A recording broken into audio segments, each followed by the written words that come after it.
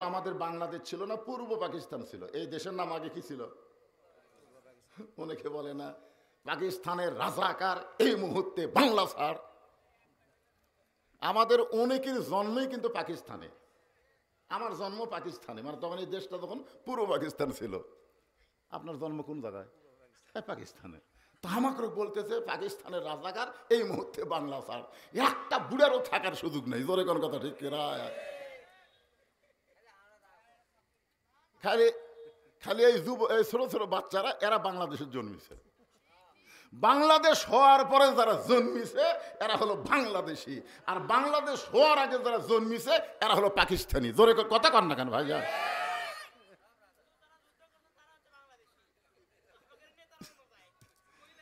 শোনেন শোনেন, কথাটা শোনেন। আমি যেটা আপনাকে বোঝাতে চাচ্ছি সেটা হলো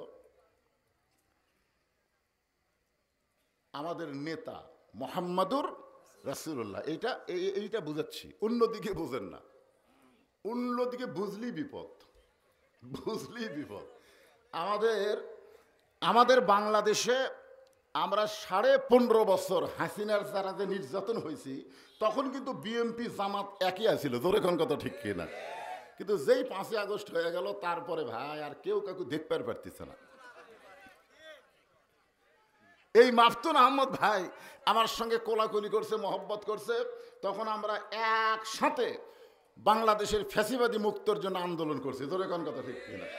কিন্তু এই 5ই আগস্টের পরে যে কি হলো কেউ কাউকে আর দেখবার পারতেছে না।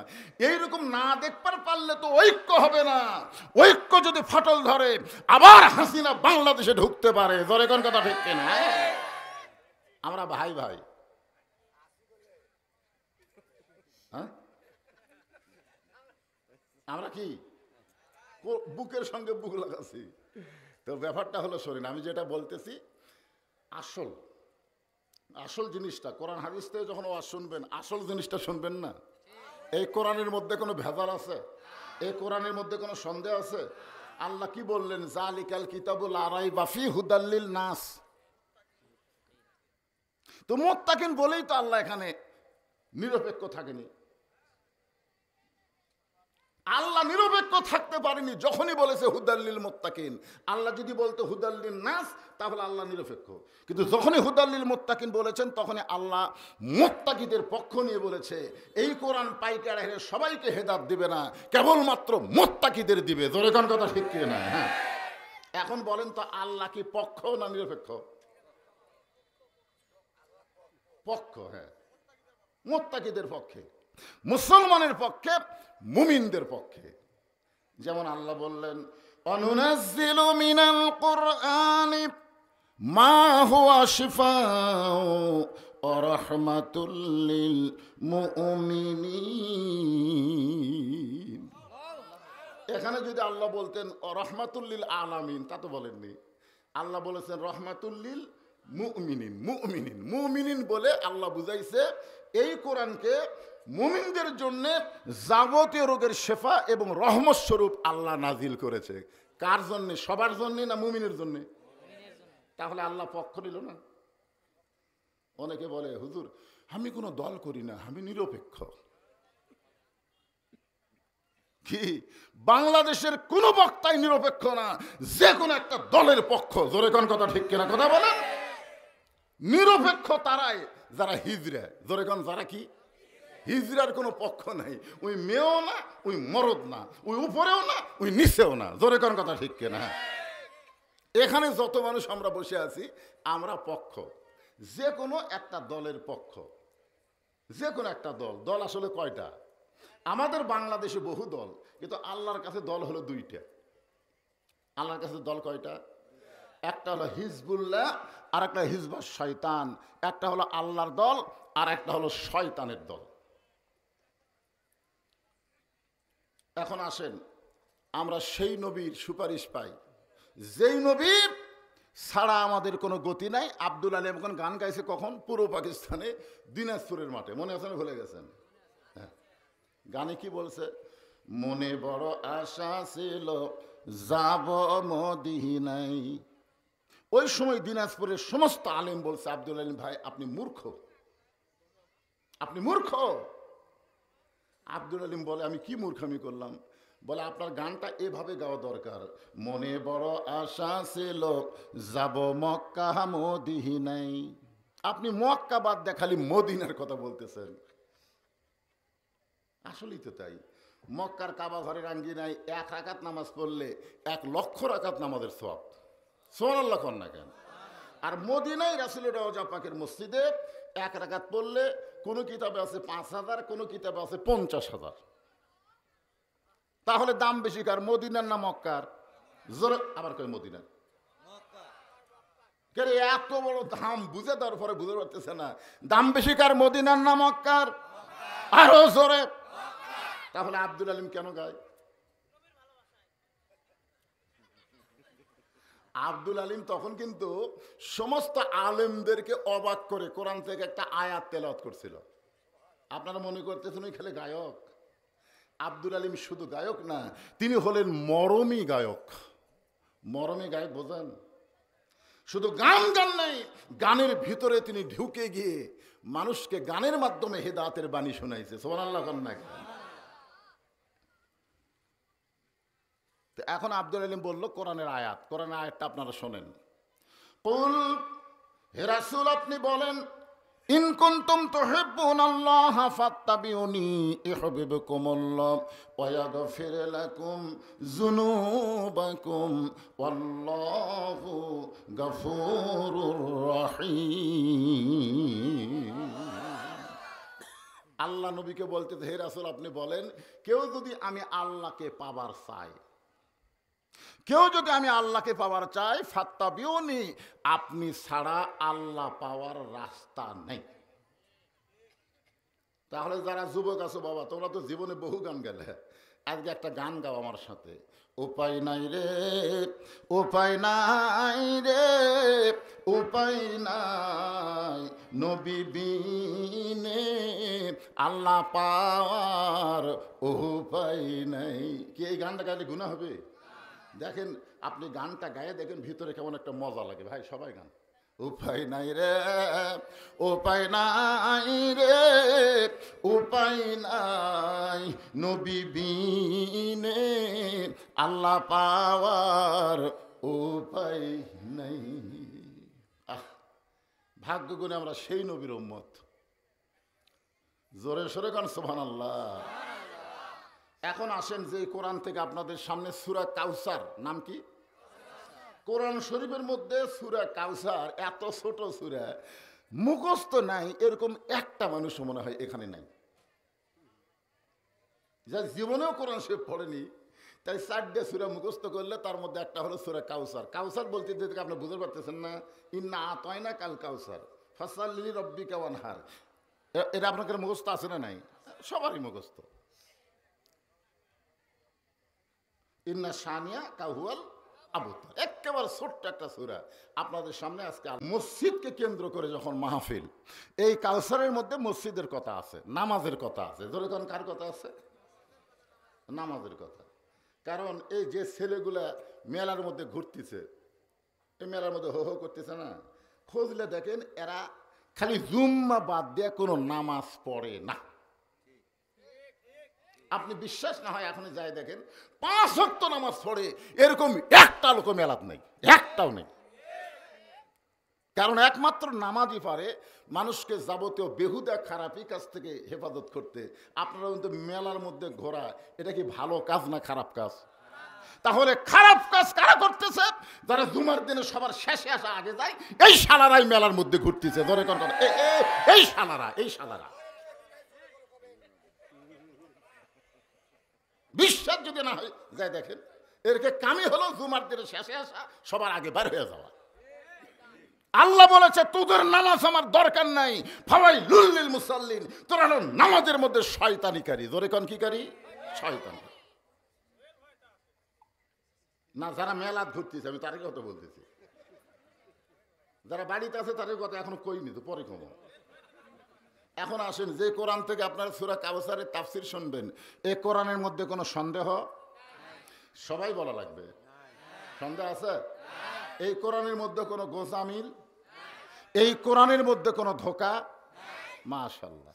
কিন্তু বর্তমান যে সংবিধান দিয়ে আমাদের বাংলাদেশ চলতেছে, সেই সংবিধানের মধ্যে সন্দেহ, ধোঁকা, গোজামিল। আর সেই সংবিধান কয় পবিত্র সংবিধানের বাহিরে আমরা যাবার পারতেছি না। তোমরা কোরআনের বাহিরে যাবা, আর মানুষের তৈরি লেখা সংবিধানের বাহিরে যাবা না। এটা কোনোদিন মুসলমানের কথা হতে পারে না। জোরে কোন কথা ঠিক কি না? মুসলমানের কথা হলো আমরা আল্লাহর কোরআনের বাহিরে যাব না। জোরে কোন কথা ঠিক কি না? কারণ যেই কোরআনে কোনো সন্দেহ নেই, যেই কোরআনে কোনো ধোঁকা নেই, যেই কোরআনে কোনো গোজামিল নেই, আজকে সেই কোরআন আমাদের কাছে আছে না নাই? আমি সেই কোরআন থেকে ছোট্ট একটা সূরা আপনাদের সামনে তাফসীর করব ইনশাআল্লাহ। কি কয় রে, হাসিনার সময় যেই বেটা ভয় করেনি, হক কথা বলছে থেকে বগুড়া জেলা তো ওয়াজ করবার দেয়নি। জোরে কোন কথা ঠিক কি না? এটা সেই মরদ ডাইরেক্ট বলবার না পারলেও অ্যাঙ্গেলে মেরে দেয়। জোরে কোন কথা ঠিক কি না?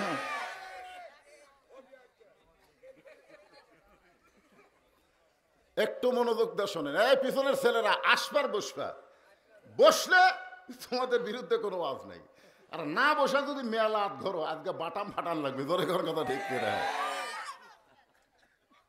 এখন আসেন এই সূরার শানে নজুল শোনেন। শানে নজুল বোঝেন আপনারা? কোন প্রেক্ষাপটে আল্লাহ এই সূরাটা নাজিল করছে? কারণ আল্লাহ তাআলা আমাদের নবীকে 8টা সন্তান দিছিল। ধরে কোন কয়টা? 8টা সন্তান। তার মধ্যে 4টা হলো ছেলে আর 4টা হলো মেয়ে। আপনারা হয়তো সকলে জানেন কিনা, আমাদের নবী কিন্তু 11টা বিয়ে করছে। আবার কয় 11টা? কাল থেকে ফটো মারবো নাকি রে নবীর ওপর? আজকে একজন বিএনপি নেত্রী একটা কথা বলছে, যেই যে আলেমেরা 4টা বিয়ের কথা বলে, আমরা ক্ষমতা ঢেলে এই 4 বিয়ে বন্ধ করে দেবো। আরে পাগলা, মৌলানারা 4টা বিয়ের কথা নিজের বাপের কথা কয় না, আল্লাহর কোরআনের কথা। কার কথা? কোরআনের কথা। তো এখন যদি বলি নবী 11টা বিয়ে করছে, এই সামনে থেকে লোকমা দিছি 11টা। কি রে ফুসকা? তবে সামান্য তিরমিজের মধ্যে আছে নবী নিজের ইচ্ছায় শুধুমাত্র 1টা বিয়ে করছে। নিজের ইচ্ছায় কয়টা করছে? নবী নিজের ইচ্ছায় শুধুমাত্র 1টা বিয়ে করছে, আর বাদ বাকি 10টা নবীর সাথে বিয়া বসিছে। নবী করবার চাইনি, বসিছে, আশ্রয় নিছে, অনুরোধ করছে। এইভাবে 10টা, আর 1টা নবী নিজের ইচ্ছাই করছে। নবীর উম্মত হিসেবে আমাদের জানা দরকার, নবী যেই মেয়েকে নিজের ইচ্ছায় বিয়ে করছে, নবীর সেই বইয়ের নাম কি? কোথায় থাকেন দেখি, একটা তো হবেই। আচ্ছা, খাদিজা নবী নিজের ইচ্ছায় বিয়ে করবার চাবি? যে খাদিজা মক্কার সবচাইতে ধনী, আর নবী তখন ছিল খাদিজার বাড়িতে রাখাল। একটা রাখাল হয়ে অত বড় ধনী বিয়ে করবি নিজের ইচ্ছায়? আয়েশার বয়স কত জানেন? নবীর সঙ্গে যখন বিয়ে হয়েছে তখন কয় বছর? তো 6 বছর একটা ছোট্ট মেয়েকে নবী নিজের ইচ্ছায় বিয়ে করবি? এই কথাটা করি হয় যে আপনি কয়ে দেন না, জানে কোনো কথা নবীর ব্যাপারে কোয়া যাবি না। তোর এখন কথা ঠিক কিনা? ইচ্ছা মতো মারা দিচ্ছে খাদিজা আয়েশা। তাহলে তো নবীর নামে কে ছবি রে? 18 বছর আগে কোনো মেয়ের বিয়ে হবে না, আর নবী 6 বছরে ছোট্ট মেয়ে বিয়ে করলো। আল্লাহর নবী যেই মেয়েকে নিজের ইচ্ছায় বিয়ে করছে, সেই মেয়েটার নাম হলো উম্মে সালমা।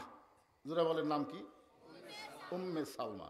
নবী ঘটক পাঠাইছিল, নিজে যায়নি, ঘটক পাঠাইছে। ঘটক উম্মে সালমার দরজাত গিয়ে বলতেছে, উম্মে সালমা, আপনাকে আল্লাহ নবী বিয়ে করতে চাই।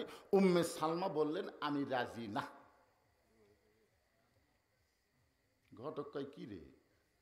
যেই নবীর জুতার পরশে আল্লাহর আরজ ধন্য হয়ে যায়, আর সেই নবী উম্মে সালমারে বিয়ে করবার চাই, উম্মে সালমা কয় আমি রাজি না। ঘটক খুবই মন খারাপ করে নবীর কাছে গিয়ে বলতেছি, ইয়া রাসূলুল্লাহ, আপনার কি বইয়ের অভাব পড়ছে? এমন একটা মেয়ের কাছে আমাকে পাঠাছেন, ওই বাড়ির ভিতর থেকে কয় আমি রাজি না।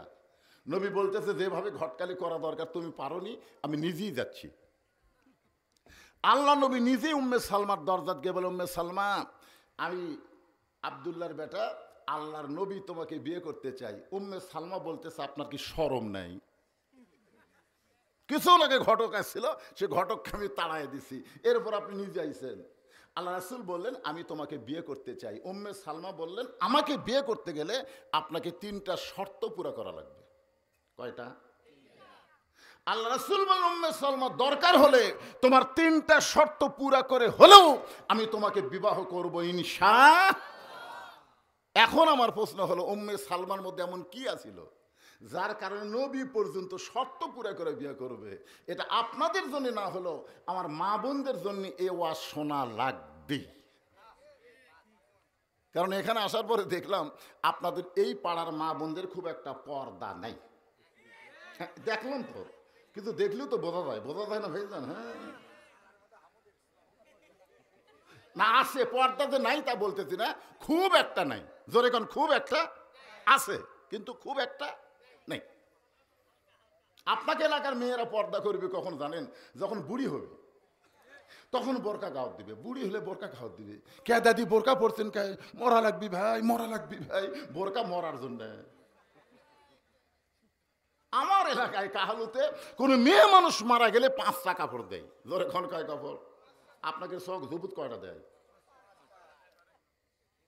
ওই খাটনি আবার চাদর দিয়ে ঢাকাতে হয়।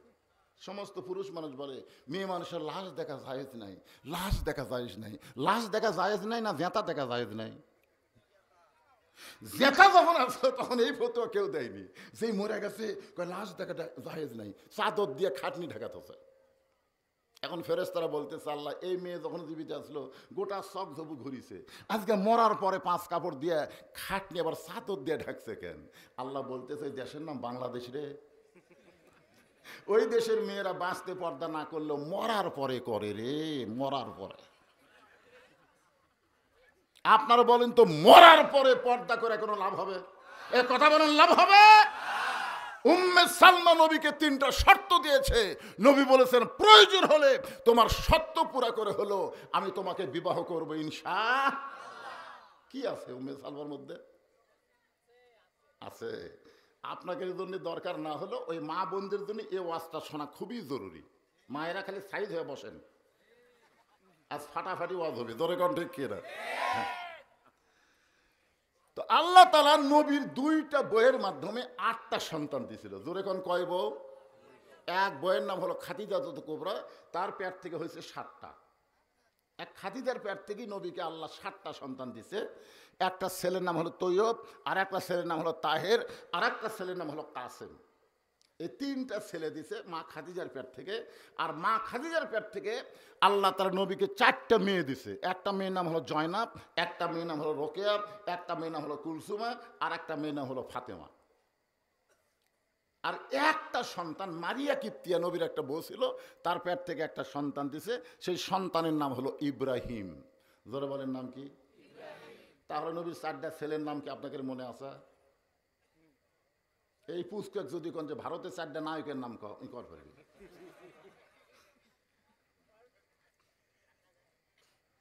নবীর 4টে ছেলের নাম সমস্ত নবীর উম্মতকে মুখস্থ রাখা দরকার। একটার নাম হলো তৈয়ব, একটার নাম হলো তাহের, একটার নাম হলো ইব্রাহিম, আর একটার নাম হলো কাসেম। এই 4টা ছেলে আল্লাহ নবীকে দিয়েছিল, কিন্তু বেশি দিন থাকেনি। অল্প দিনের মধ্যেই তারা দুনিয়া থেকে বিদায় নিছে। কিন্তু নবীকে আল্লাহ 4টা মেয়ে দিয়েছে। এই 4টা মেয়েকে আল্লাহ অনেক দিন হায়াত দিয়েছে। ধরে কেন সুবহানাল্লাহ। এখন নবীকে 4টা ছেলে দিয়ে আল্লাহ তাড়াতাড়ি নেওয়ার পিছনে কারণ কি এটা আল্লাহ ভালো জানে। তার মধ্যে ইমাম গাজ্জালি 2টা মত গ্রহণ করছে। 1 নম্বর হলো যত বড় বড় নবীকে আল্লাহ দুনিয়াতে পাঠাইছে এই নবীর সন্তানদেরকেও আল্লাহ নবী বানাইছে। যেরকম আদম নবীর সন্তান শীষকে আল্লাহ নবী বানাইছে, ইব্রাহিম নবীর সন্তান ইসমাইলকে ইসহাককে আল্লাহ নবী বানাইছে, আবার দাউদ আলাইহিস সালামের সন্তান সুলাইমানকে আল্লাহ নবী বানাইছে। এইরকম ভাবে বড় বড় নবীদের সন্তানকে আল্লাহ নবী বানাইছে। ইসহাক মনে করেন যে ইয়াকুব নবীর সন্তান ইউসুফকে আল্লাহ নবী বানাইছে। কিন্তু আমাদের নবী হলেন বিশ্ব নবী। তার যদি কোনো ছেলে বড় হয় তাকে তো নবী বানান দরকার। কিন্তু আল্লাহ তাআলা কোরআনে ঘোষণা করলেন, মা কানা মুহাম্মাদুন আবা আহাদিম মির রিজালিকুম ওয়ালাকির রাসূলুল্লাহি ওয়া খাতামান নাবিয়্যিন। মানে আমাদের নবীর পরে আর কোনো নবী রাসূল দুনিয়াতে, তাহলে ছেলেকে তো বড় রাখা যায় না। আচ্ছা মনে করে নবী যদি নাও করে, ছেলে যদি বড় হয়, নবী বিদায় নেওয়ার পরে মুসলমানেরা নবীর সন্তানকে কি করবে? কথা হয় না। 18 পীর মরে গেছে, তারপরে বোতল মার্কা দুটো সন্তান আছে। বোতল মার্কা, ধরে কোন কি মার্কা? দাড়ি নাই, মোছো নাই, তারপরেও মুরিদেরা কয় এটা আল্লাহর ওলির সন্তান রে, এরই মধ্যে মাল আছে, মাল আছে। আমাদের বাংলাদেশে পীরের বেটা হয় পীরজাদা, ধরে কোন পীরের বেটা কি হয়? মুরিদেরা মনে করে পীর না থাকলে কি হবে, বেটা আছে। তো মুসলমানেরাও মনে করতো নবী না হলে কি আছে, নবীর বেটা আছে। অনেক সময় হয়তো অনেক মুসলমান নবীর চাইতো বেটাকে বড় মনে করতো, জোরে কোন কথা ঠিক কিনা? এই কারণে আল্লাহ দেখলেন এটা এই ঝামেলা থোয়া যাবে না। আল্লাহ তাআলা চারটা সন্তানকে অকাতরে নিয়ে গেলেন অল্প সময়ের মধ্যে। নবীর সন্তানগুলো অল্প সময়ের মধ্যে যখন চলে গেল, এমন সময় মক্কার তেলতেলা নেতা, ধরে কোন কি নেতা? তেলতেলা নেতা বুঝলেন না? আমাকে বদরুল রশিদের ছেলে নাই, আমার এলাকাতে আছে, বদরুল রশিদের ছেলে নাই, 3টা মেয়ে, যা করবি কামাই, সব খাবি জামাই। আমি তেলতালাদের মুখত বুড়ে আঙ্গুল দিছি, দিয়ে মসজিদ আর মাদ্রাসা এতিমখানা বানাছি, যা করি কামাই সব খাই মাদ্রাসায়। এখন জামাই আসতে পাবি? কথা কর না কেন? 235 শতক জায়গা মসজিদ মাদ্রাসার নামে কিনে ওয়াকফ করে দিয়ে ওখানে মাদ্রাসা করা হয়েছে, মহিলা মাদ্রাসা করা হয়েছে, ওখানে মসজিদ করা হয়েছে। যে টাকা আপনারা দেন, যখন আমি প্রথম আইছিলাম তখন এগুলো ছিল না। এখন ওইখানে যাই দেখবেন মাদ্রাসা তৈরি করে এতিমদের লালন পালন করতেছি। তেলতালারা বলে যা করবি কামাই, সব খাবি জামাই, জামাই খাবি। এই মক্কার তেলতেলা নেতারা বলা শুরু করলো। আব্দুলের এতিমপোলা বিদায় নেওয়ার সঙ্গে সঙ্গে শেষ হয়ে যাবে, তার কথা আর কেউ মনে রাখবে না, কারণ তার কোনো ছেলে সন্তান নাই। ছেলে সন্তান না থাকলে বংশের নাকি পরিচয় থাকে না। এই কারণে নবী একটু মন খারাপ করলেন। নবী যখন মন খারাপ করতেছেন, এমন সময় আল্লাহ তাআলা নবীকে সান্ত্বনা দেওয়ার জন্যে সূরা কাউসার নাজিল করেছে। ওগো নবী, আপনার ছেলে নিছি, এতে আপনি মন খারাপ করেন না। আপনাকে এমন কিছু আমি দান করব, ইন্না আতাইনা কাল কাউসার। আপনাকে আমি আল্লাহ এমন কিছু দান করব যার নাম হলো কাউসার। সেই কাউসারের এক পেয়ালা পানি পান করে কেউ যদি জাহান্নামেও যায়, আল্লাহ জাহান্নামকেও জান্নাত বানায় দিবে। এখন চিন্তা করেন, হাউজে কাউসারের পানির মধ্যে পাওয়ার কি জানেন? এই সবাই খেয়াল করেন এদিকে। হাউজে কাউসারের এক পেয়ালা পানি পান করে কেউ যদি জাহান্নামেও যায়, আল্লাহ জাহান্নামকেও জান্নাত বানায় দিবে। সঙ্গে সঙ্গে সাহাবেরা বললেন, ইয়া রাসূলুল্লাহ, আল্লাহ কোরআনে বলেছেন, ওয়ামা আরসালনাকা ইল্লা রাহমাতাল লিল আলামিন। আল্লাহ আপনাকে বিশ্ব জগতের জন্য রহমত স্বরূপ প্রেরণ করেছে। এখন হাউজে কাউসারের পানি আপনার কাছে যদি থাকে, হাসরের ময়দানে কাফের বেঈমান ইহুদি খ্রিস্টান, হাসর হবে তামার সানি, উম্মত বলবেন পানি পানি। সেই কঠিন দিনে নবী বিনে পানি দেওয়ার সাধ্য কারো নাই। সে পানির নাম হলো হাউজে কাউসার। জোরে কান সুবহানাল্লাহ। তখন ইহুদি দৌড়ে এসে যদি বলে, হুজুর এই হাসরের কঠিন ময়দানে 1 গ্লাস পানি দেন। খ্রিস্টান যদি বলে 1 গ্লাস পানি দেন, হিন্দু যদি বলে 1 গ্লাস পানি দেন, আপনি যে দয়ার সাগর, তাইফবাসী আপনাকে পাথর মারল, গোটা দেহ রক্তাক্ত করে দিল। যায়েদ বললেন, ইয়া রাসূলুল্লাহ, যে তাইফবাসী আপনাকে রক্তাক্ত করলো, তাদের জন্য আপনি গড় দোয়া করেন। সঙ্গে সঙ্গে নবী হাত তুলে বললেন, আল্লাহ, যে তাইফবাসী আমাকে মেরেছে, রক্তাক্ত করেছে, তুমি তাদেরকে হেদায়েত দিয়ে দাও। তো আপনার তো রাগ নাই। এখন হাসরের ময়দানে আপনার কাছে হাউজে কাউসার আছে, এইটা দেখে যদি হিন্দু, বৌদ্ধ, খ্রিস্টান সবাই যদি 1 গিলাস করে পানি চায়, আর আপনি দয়া করে সবাইকে যদি পানি দেন, আর পানি পান করলে যদি জাহান্নামের গুনাহ হারাম হয়ে যায়, তাহলে তো তখন আল্লাহ তাআলা নবীকে জানাইলেন, নবী গো, হাউজে কাউসারের মালিক আপনাকে বানাবো, কিন্তু আপনি সবাইকে পানি দিতে পারবেন না, কেবলমাত্র তারাই পানি পাবে। ফাসাল্লিলি রব্বিকা ওয়ানহার, যারা নামাজি আর যারা কুরবানি তারাই পান করবে হাউজে কাউসারের পানি। দুইটা আমল যাদের মধ্যে থাকবে, ধরে কোন কয়টা? মনোযোগ দিয়ে শোনেন। মসজিদের উন্নয়ন বলতে আপনার কি বুঝতেছেন? মসজিদের উন্নয়ন মানে মসজিদ টাইলস সাইজ দিয়ে সাইজ মতো সুন্দর করে না। মসজিদের উন্নয়ন হলো মুসল্লি কালেকশন করে গোটা মসজিদ মুসল্লি ভরপুর করা। দরকার কথা ঠিক কিনা? সেই সুন্দর মসজিদ বানাচ্ছেন। আক্কেলপুরের মধ্যে থেকে এক মসজিদে গোটা মসজিদ টাইলস করা, বুঝলেন? আমি ঢুকে লোক দিয়ে দেখি ধুলে। আমি অর্জুনকে বললাম, ক্যারে ভাই টাইলসের উপর ধুলা পড়ছে, ঝাড় দাও না।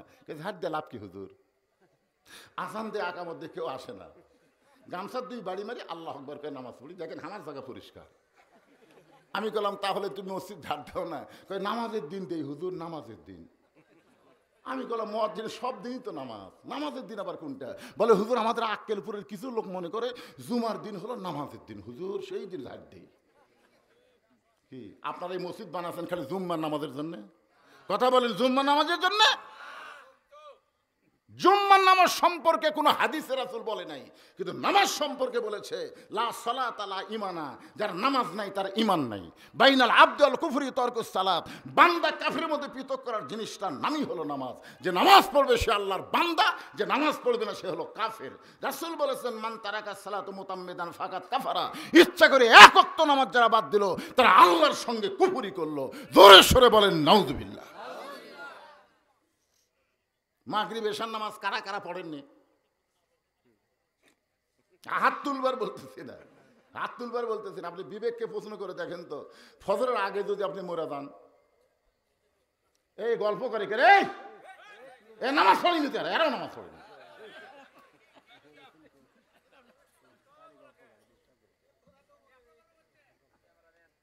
কি যারা মাগরিব এশার নামাজ পড়েননি, ফজরের আগে যদি আপনার মরে যান, বুকত হাত দেখুন তো কত কোটি মানুষ জানাজা পড়লে আপনি জান্নাতে যাবেন।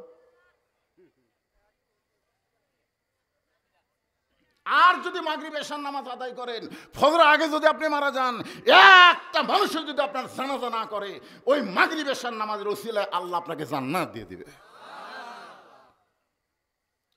আজকে নামাজ নাই, মসজিদ আছে পাড়ায় পাড়ায় মসজিদ। আসেন সব নামাজেরই ওয়াজ হবে। এক নম্বর হলো নামাজ, ফাসাল্লিলি রব্বিকা। দুই নম্বর হলো ওয়ানহার মানে কুরবানি। এই দুইটা আমল যারা করবে তারাই পান করবে হাউজে কাউসারের পানি। এখন নামাজ সম্পর্কে আমি আপনাদের বলতেছি। আল্লাহ রাসূল ফজরের নামাজ কাবা ঘরের আঙ্গিনায় আদায় করলেন। কোন নামাজ? ফজরের নামাজ আদায় করে নবী যখন মসজিদ কাবা থেকে বের হয়ে আসতেছেন, সর্বপ্রথম যার সঙ্গে দেখা হলো তার নাম হলো আবু জেহেল। ভালো মানুষের দেখা হতো নাকি? আপনারা যারা হজ করছেন তারা সবাই জানেন কাবার আর রাসূলের বাড়ি এই দুইটার মাঝখানে যার বাড়ি তার নাম হলো আবু জেহেল। আবু জেহেলের বাড়ি থেকে নবীর বাড়ি হলো 150 মিটার, আর আবু জেহেলের বাড়ি থেকে আল্লাহর কাবা হলো 200 মিটার। কয় মিটার?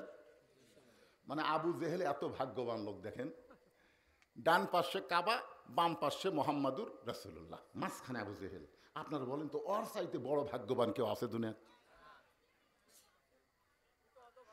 সেই আবু জেহেল নবীর সঙ্গে সর্বোত্তম দেখা, নবীর চেহারার দিকে তাকায় বলতেছে, বাবা সন্ধ্যার সময় তোমাকে দেখেছি তুমি সুন্দর, কিন্তু সকালবেলা দেখতেছি তুমি অতীব সুন্দর। এত সুন্দর তুমি কেমনে হলে?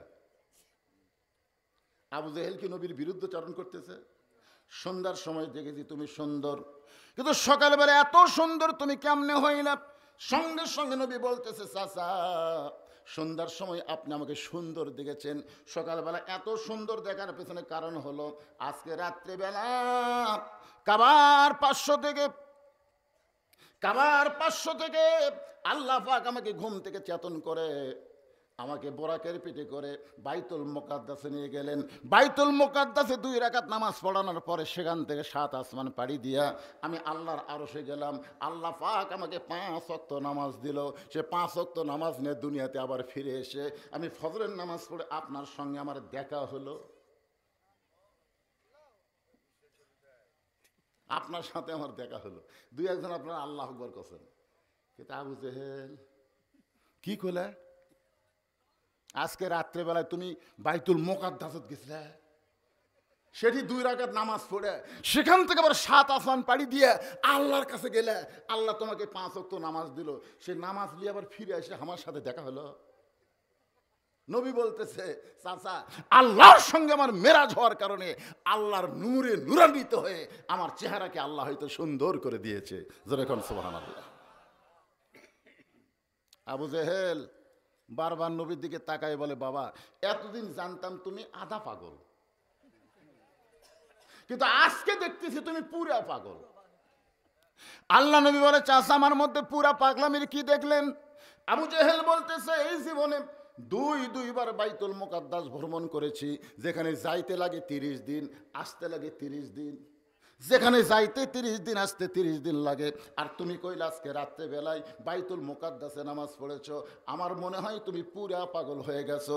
এই বলে আবু জেহেল যখন নবীর কাছ থেকে যাওয়ার যায়, নবী জোর হাত করে বলে, চাচা আপনি আমাকে 1000 বার পাগল বলেন, আমার কোনো অসুবিধা নেই, কিন্তু আপনি কোথায় যাচ্ছেন? আবু জেহেল বলতেছে, তোমাকে আমি পাগল বানায়া আমার কাছ থেকে তোমাকে বের করতে চাই, কারণ কয়েকদিন হলো আমি খেয়াল করে দেখতেছি আমার বাড়ির দিকে মানুষ থুতু দেয় আর তোমার বাড়ির দিকে সালাম দেয়। আবু জেহেল বলতেছে, কয়েকদিন আমি দেখতেছি কিছু কিছু লোক এসে আমার বাড়ির দিকে থু, আর তোমার বাড়ির দিকে আর সালাম, কিন্তু আমার বাড়ির ধারে তুমি থাকবে আর তোমার সালাম দিবি, আমার থুতু দিবি, আর তোমাকে আমি এখানে রাখবো? আমি কোনো ইস্যু খুঁজে পাচ্ছি না যে কোন ইস্যুতে তোমাকে তাড়াবো। আজকে পাচ্ছি, অনেকদিন আমি চিন্তা করতেছি কিভাবে তো তাড়ান যায়। আমাদের বাংলাদেশের হাসিনা বহু ইস্যু খুঁজেছে বাংলাদেশের আলেমদেরকে তাড়ানোর জন্য। জোরে কোন কথা ঠিক কিনা? এখনো কতকগুলো ইস্যু খুঁজে বলতেছে, রাজাকার এই মুহূর্তে বাংলা ছাড়। আমরা বলি বাংলাকে তোর বাপ দাদার। ইস্যু বোঝেন না? আবুদের ইস্যু আছে, পাগল এক দৌড়ে গেছে সকালবেলা আবু বক্করের বাড়ির দরজাত। কার দরজাত? আবু বক্করের দরজায় গিয়ে বলে, আবু বক্কর তোমার নবী যে পাগল হয়েছে তুমি কি জানো? যেই বলছে আবু বক্কর তোমার নবী যে পাগল হয়েছে তুমি কি জানো, সঙ্গে সঙ্গে আবু বক্কর দরজা খুলে বলে, আবু জেহেল যেই কথা একবার বলেছিস আর একবার আর একবার। হায় হায় হায়, আবু জেহেল 3 ধাপ পেছনে গেছে। কে রে? আমি সব সময় শুনেছি নবীর যে কয়টা সাহাবী তার মধ্যে 1 নম্বর নরম হচ্ছে আবু বক্কর, 2 নম্বর গরম হচ্ছে উমর, আর 3 নম্বর অর্থনীতির দিক দিয়ে ওসমান, 4 নম্বর জ্ঞানী হচ্ছে আলী। সবগুলোই 1 নম্বর। নরমের 1 নম্বরের নাম কি? আবু বক্কর। আর সে আবু বক্কর বের হয়ে বলছে, আবু জেহেল আরে একবার, খালি একবার। আবু জেহেল বলতেছে, আবু বক্কর তুমি এত গরম হলে কেন? আবু বক্কর বলতেছে, আমার নবীর বিরুদ্ধে কথা বলবে, আর এই নবীর বিরুদ্ধে কথা শুনে কেউ যদি নরম থাকে তাহলে বুঝবে সে মুসলমান নাই, সে মুনাফিক হয়ে গেছে। আজকে আমাদের বাংলাদেশে নবীর বিরুদ্ধে না বললেও আলেম ওলামার বিরুদ্ধে তারা কথা বলবে। আলেম ওলামারা কারা? আল ওলামা ওয়ারাসাতুল আম্বিয়া, আলেমরা হলো নবীদের ওয়ারিস। জোরে কোন কথা ঠিক কিনা? আলেম ওলামাদের বিরুদ্ধে চাষতলে গল্প হয়, আলেম ওলামার বিরুদ্ধে কথা হয়, একটা মানুষও জবান খোলে না। আপনি যদি আলেম ওলামার পক্ষে থাকতে না পারেন, আল্লাহ কেন বললেন ইয়া আইয়ুহাল্লাযীনা আমানুত্তাকুল্লাহা ওয়া কুনু মা'আস সাদিকিন? যদি ইমানদারের আল্লাহর ভয় কলিজার মধ্যে রাখতে চাও, সত্যবাদীদের তোমরা দল করো, সত্যবাদীদের তোমরা সাথী হও। এ কথা কি আমার না আল্লাহর? আপনারা বলেন যে সত্যবাদী কারা? মানুষের সংবিধান থেকে যারা কথা কয় তারা সত্যবাদী, না আল্লাহর কোরআনের সংবিধান থেকে যারা কথা বলে তারা সত্যবাদী? হ্যাঁ, বোঝা লাগবে। একটু মনোযোগ দিয়ে শুনবেন। আবু জেহেল চমকে বলে, আবু বক্কর আমি কি জন্য পাগল বললাম তুমি কি জানো? আবু বক্কর বলে, আমার জানার দরকার নাই, তুমি আমার নবীরে পাগল কইছো, আমার কলজার মধ্যে আগুন ধরে গেছে। আবু জেহেল বলতেছে, একটু ঠান্ডা হয়ে শোনো, তোমার নবী কইল আজকে রাত্রিবেলা বলে বাইতুল মুকাদ্দাসে গেছে, যেখানে আমি 2বার গেছি, যাইতে 30 দিন লাগে, আসতে 30 দিন লাগে। আর তোমার নবী কইল আজকে রাত্রিবেলা সেখানে 2 রাকাত নামাজ পড়াছে, সেখান থেকে 7 আসমান পাড়ি দিয়ে আল্লাহর আরশে গেছে। আল্লাহ তাআলা নবীকে নাকি 5 ওয়াক্ত নামাজ দিয়েছে। বলো তো আবু বক্কর, এই গাঁজাখুরি গল্প বিশ্বাস করা যায়? আবু বকর বলতেছে, আবু জেহেল এই কথা যদি আল্লাহর নবী বলে থাকে এক বিন্দু মিথ্যা বলে নাই। আবু জেহেল কয়, আল্লাহ রে, আমার সকালটাই নষ্ট রে, আমি কার কাছে কি খবর দিলাম? আমার কাছে বলতেছে, হুজুর মতিউর রহমান নিজামের ফাঁসি হয়েছে, কামরুজ্জামানের ফাঁসি হয়েছে, কাদের মোল্লার ফাঁসি হয়েছে, সাইদি হুজুরেরও ফাঁসি হবি। মানে এই ফাঁসির ধারাপাত মুখস্থ করছে। আপনারা এত ওয়াজ করতেছেন হুজুর সাইদি হুজুরের পক্ষে, দোয়া করতেছেন, তারপরও ফাঁসি হবি হুজুর। আমি ওর হাত ধরে নিয়ে গেলাম চা স্টলে, যা বললাম, ভাই 2 কাপ দুধের চা দে। তা কয়, হুজুর 2 কাপ কেন? একলা মানুষ 2 কাপ। খাও খাও, 1 কাপ খায় আর 1 কাপ খাও।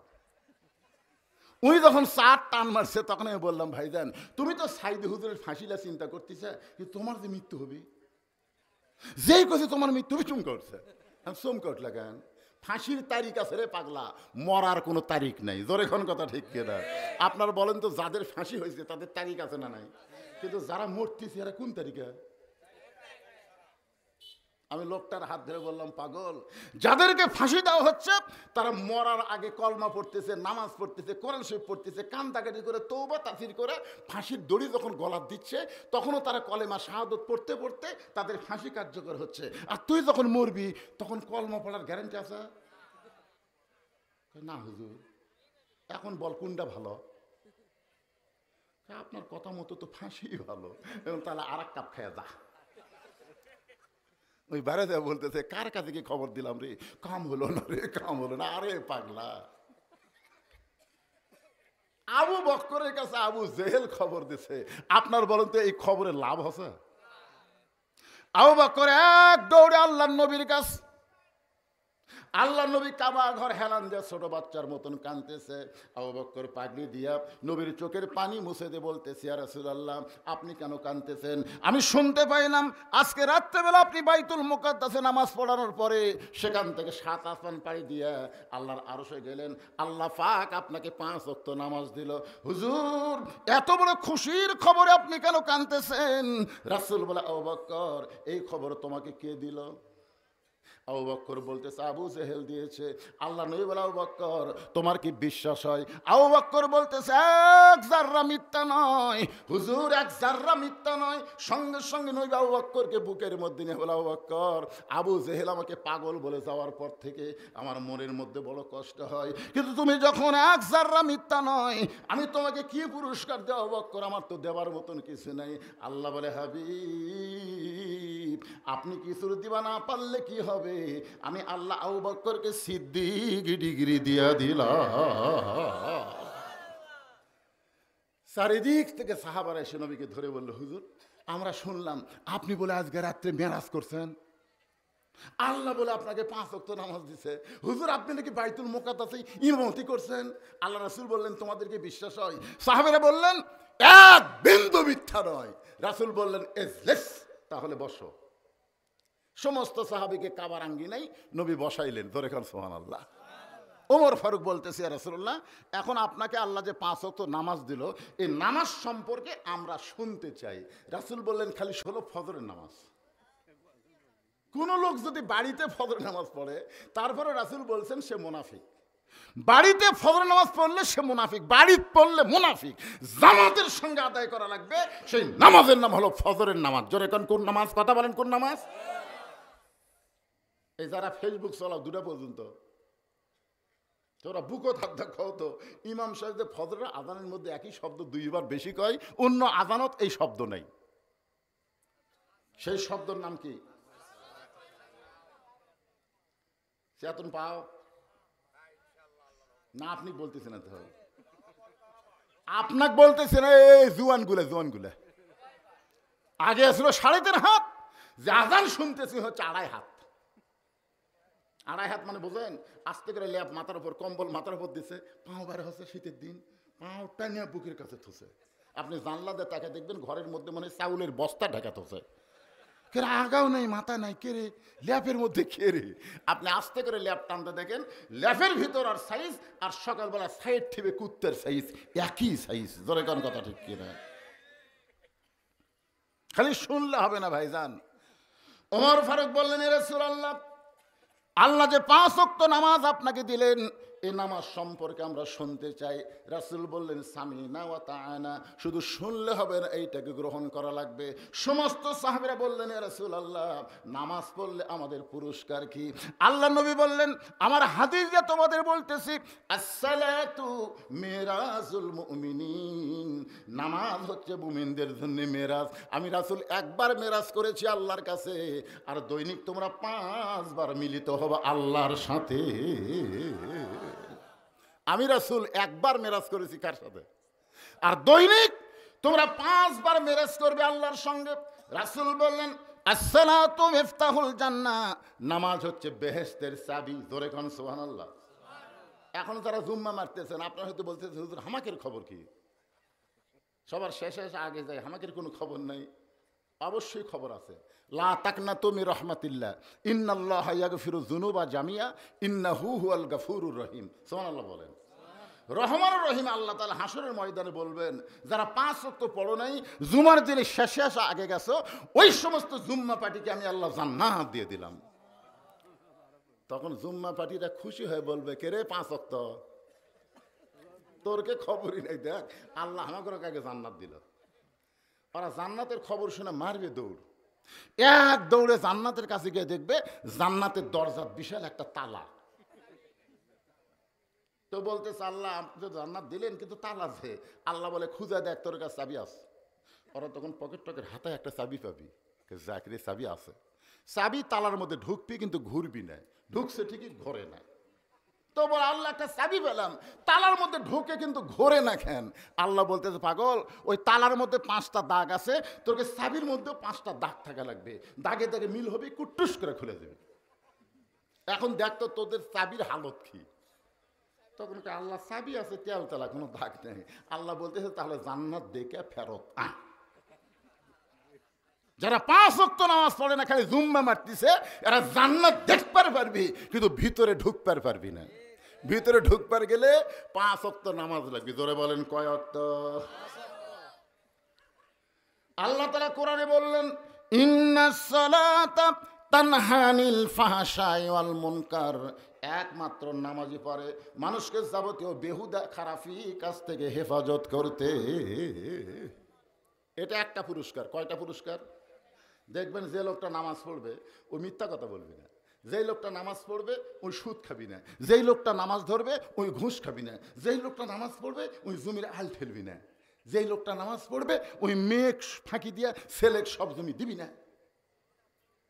এখন আপনারা বলতেছেন হুজুর আপনার কথার সাথে তো মিলতেছে না, আমাকে সবচাইতে ভালো নামাজি ওর জমির আল আটো। আমাকে হাজি সাহেব হায় হায় 3 বার হজ করে বেটাক সব জমি দিয়েছে, হুজুর মেয়ের দেয়নি। তাহলে আপনি এটা কি বলতেছেন? এরা কি করতেছে বলবো? আল্লাহ কয় নামাজের জোরে ফায়েশাকা যাবে দূরে, পাক কোরআনের আছে ঘোষণা।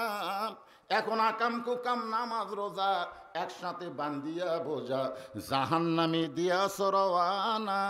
আজও কেন আল্লাহর নামাজ ধরতে পারলা না? তার মানে বোঝা গেল নামাজ পড়লে হবে না, নামাজ ধরা লাগবে।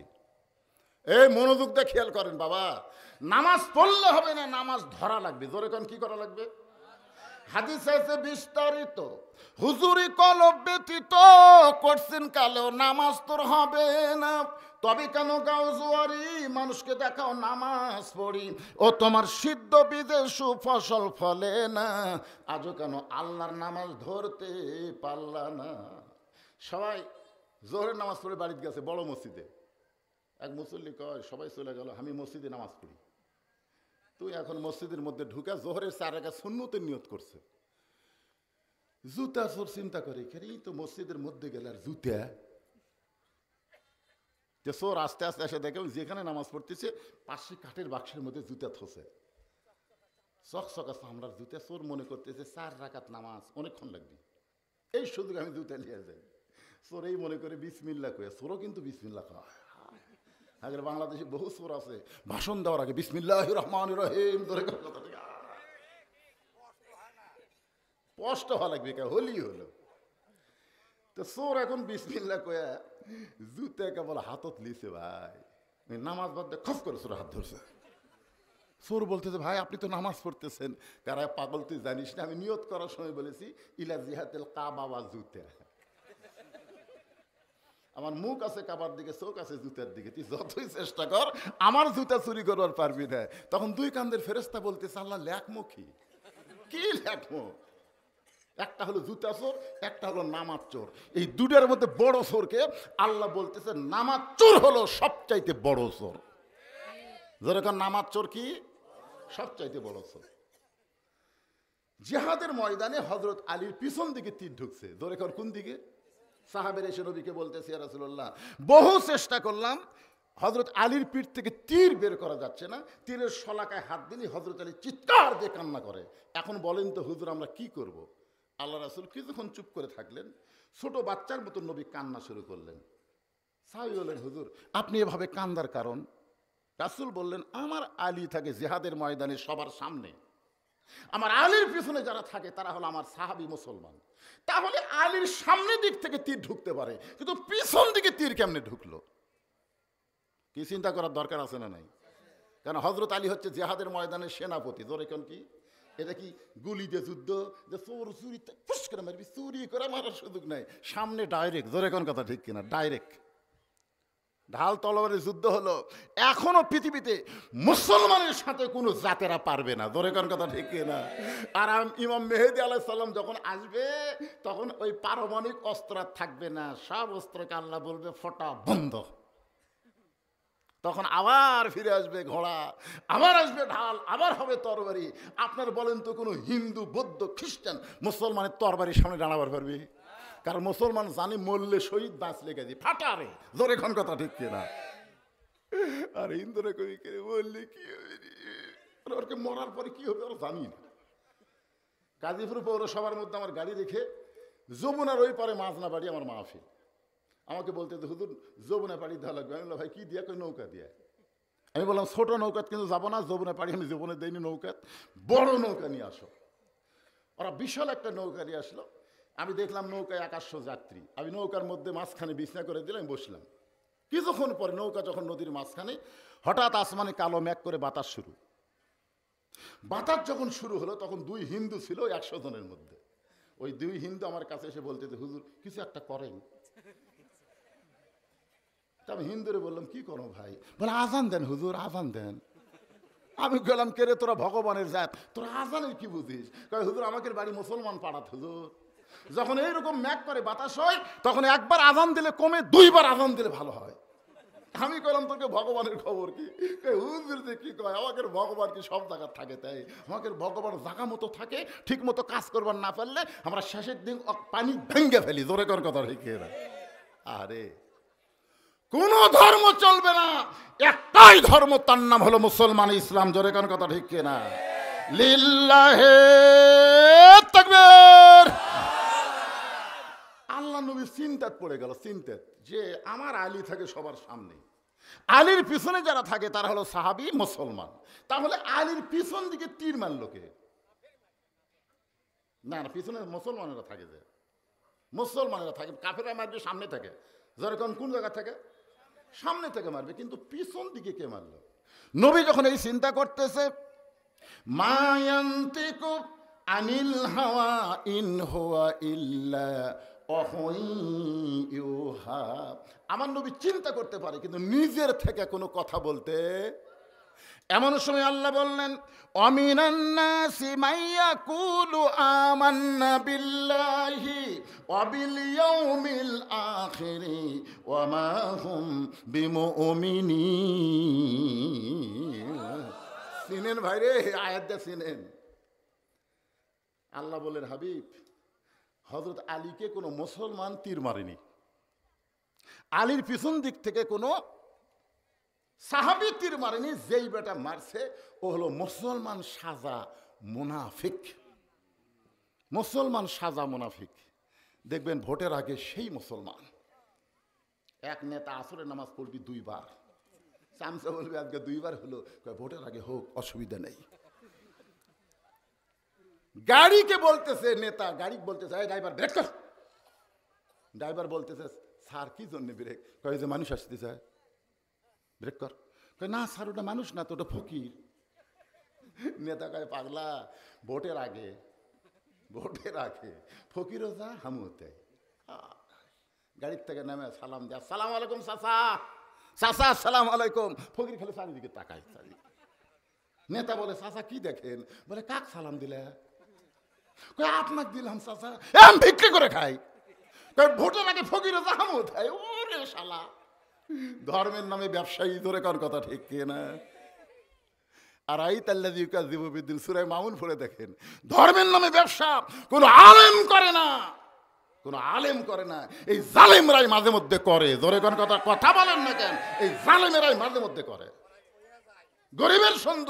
গরিবের বন্ধু সমাজসেবক জনদরদি এমন একটা ভাষা তুলবে, জনগণ মনে করবে আমাকে সবচেয়ে আপনজন। হায় হায়, একটু মনোযোগ দিয়ে শোনেন। মুসলমান সাজা, এরাই মুসলমানের সবচাইতে বড় ক্ষতি করে।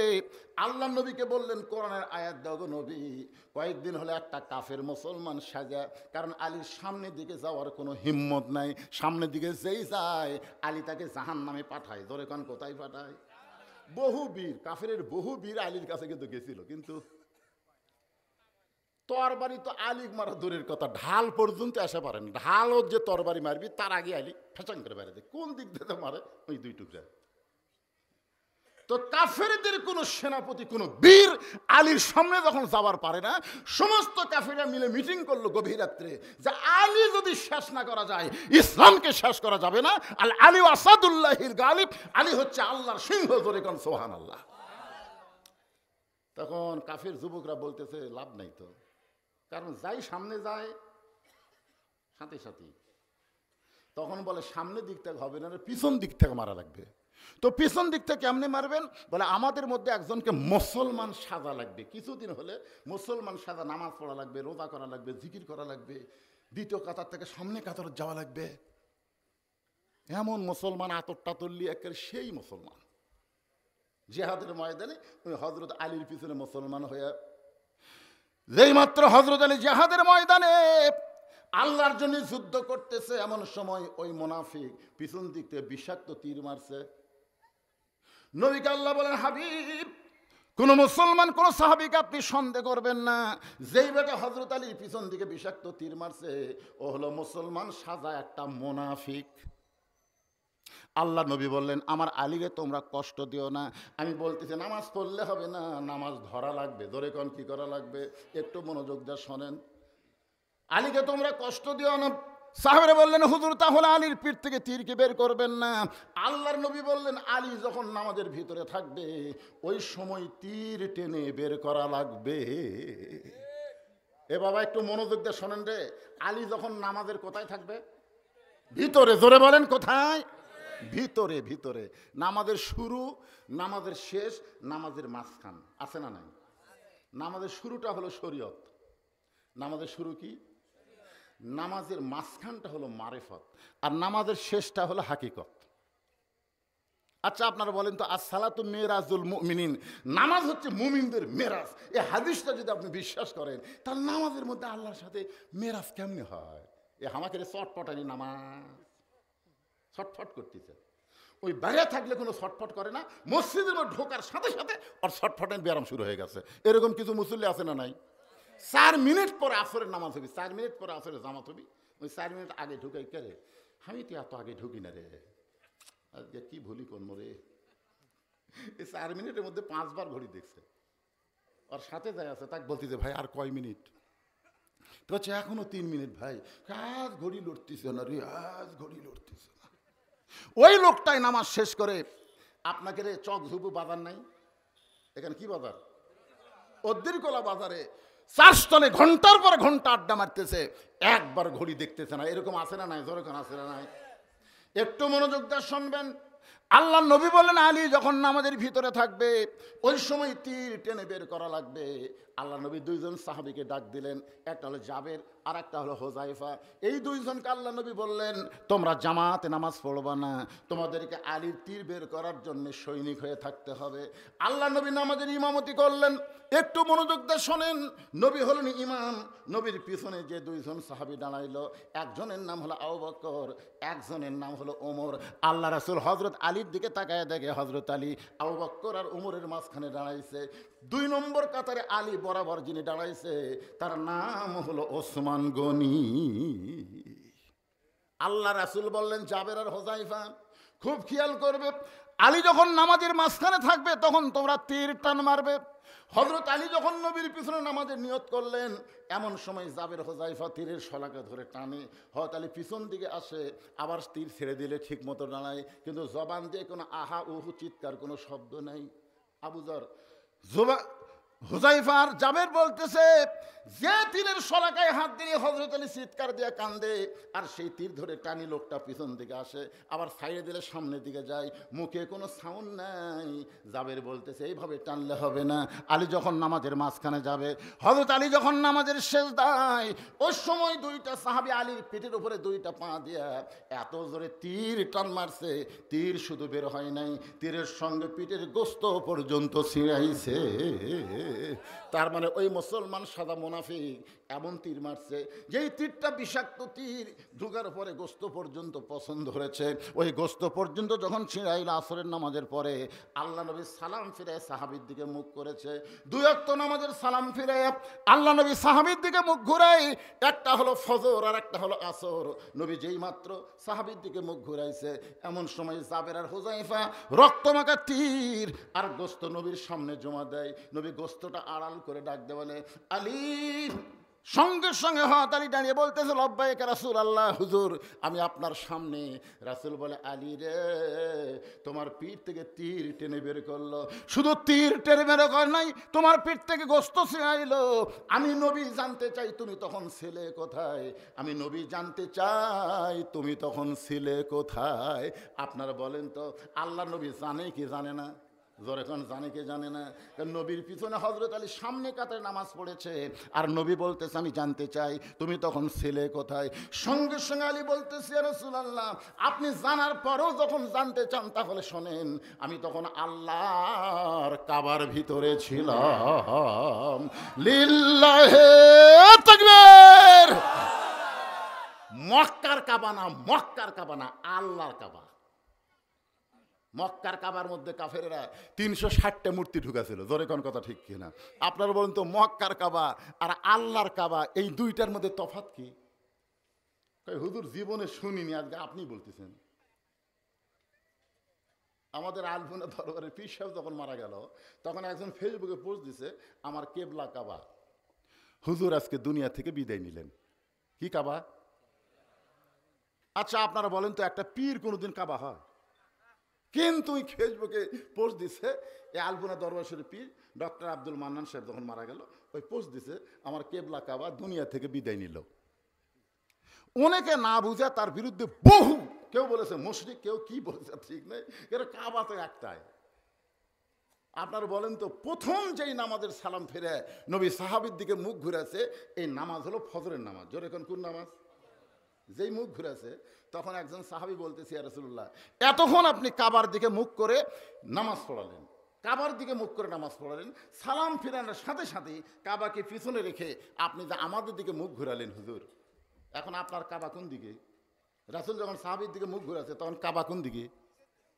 তা আপনি কাবারে পিছনে ফেলে আমাদের দিকে তাকায় থাকলেন, কাবা যে পিছনে পড়লো, সঙ্গে সঙ্গে রাসূল বললেন, সাহাবীরা তোমরা জানবার চাও, এতক্ষণ আমি পাথরের কাবার দিকে মুখ করে নামাজ পড়েছি, আর এখন আমি আল্লাহর কাবার দিকে মুখ ফিরাইছি। জোরে খান সুবহানাল্লাহ। সাহাবীরা বললেন, হুজুর পাথরের কাবার দিকে মুখ করে নামাজ পড়লেন, আর এখন আল্লাহর কাবা মানে কি? আল্লাহ রাসূল বললেন, তাহলে শোনো, একদিন কাবা ঘর থাকবে, বাইতুল মসজিদ নববী থাকবে, বাইতুল মুকাদ্দাস থাকবে, পৃথিবীর কোটি কোটি মসজিদ থাকবে, তারপরে ইসরাফিল সিংহায় ফুৎকার দিবে, কিয়ামত হয়ে যাবে। তোমাদের মতন একজন আল্লাহওয়ালা কাবা যতদিন দুনিয়াতে থাকবে ততদিন কিয়ামত হবে না। জোরে কান সুবহানাল্লাহ। এখন বলেন তো, একটা মানুষের দাম বেশি না কাবার দাম বেশি? যদি মানুষ আল্লাহওয়ালা হয়, সব মানুষ না, আল্লাহওয়ালা একজন থাকা অবস্থায় ইসরাফিল সিংহায় ফুৎকার দেবে না, ওই কাবা ঘর কিয়ামত আটকাবার পারবে না, ওই মসজিদ নববী কিয়ামত আটকাবার পারবে না, ওই বাইতুল মুকাদ্দাস কিয়ামত আটকাবার পারবে না। কিয়ামত আটকাই দিবে একজন আল্লাহর কাবা, আল্লাহওয়ালা। জোরে কান সুবহানাল্লাহ। হযরত আলী বললেন, ইয়া রাসূলুল্লাহ, আমার পিঠ থেকে যখন তীর টেনে বের করেছে, আমার পিঠ থেকে যখন গোশত ছিলাইছে, তখন আমি আলী কাবার ভিতরে ছিলাম।